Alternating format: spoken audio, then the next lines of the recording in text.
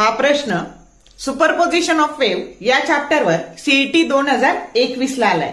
The equation of simple harmonic wave produced in the string under tension 0.4 Newton is given by y that is equal to 4 sine into bracket 3x plus 60t bracket over meter.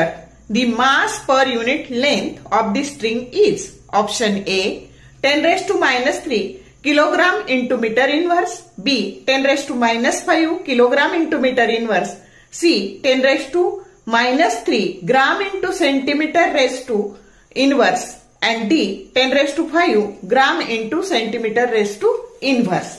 आता बघा आपल्याला दोरीची मास per unit length काढायची आहे. मग आता त्याच्यासाठी तुम्हाला हे इक्वेशन दिलंय y that is equal to 4 sin 3x plus 60t आणि स्टँडर्ड इक्वेशन वेव्हच्या डिस्प्लेसमेंटचं असतं y that is equal to a sin kx plus omega t. मग आता ह्या दोन्हीची कंपॅरिझन केली तर k मिळाला आपल्याला 3 आणि ओमेगा मिळाला आपल्याला 60. मग व्हेलॉसिटीचा एक फॉर्म्युला असतो की v that is equal to omega by k आणि त्यावरून आपल्याला व्हेलॉसिटीची व्हॅल्यू मिळाली 60/3 वरून व्हेलॉसिटीची व्हॅल्यू 20 मिळाली. मग व्हेलॉसिटीचा अजून एक फॉर्म्युला असतो velocity that is equal to under root of t by m.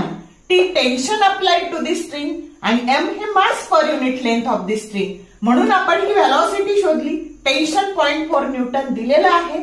मग आपल्याला हे m काढायचंय. मग स्क्वेअरिंग ऑन बोथ साइड्स आणि म्हणून आपल्याला मिळालं v square that is equal to t by m आणि म्हणून m चा फॉर्म्युला मास पर युनिट लेंथचा फॉर्म्युला झाला t divided by v square.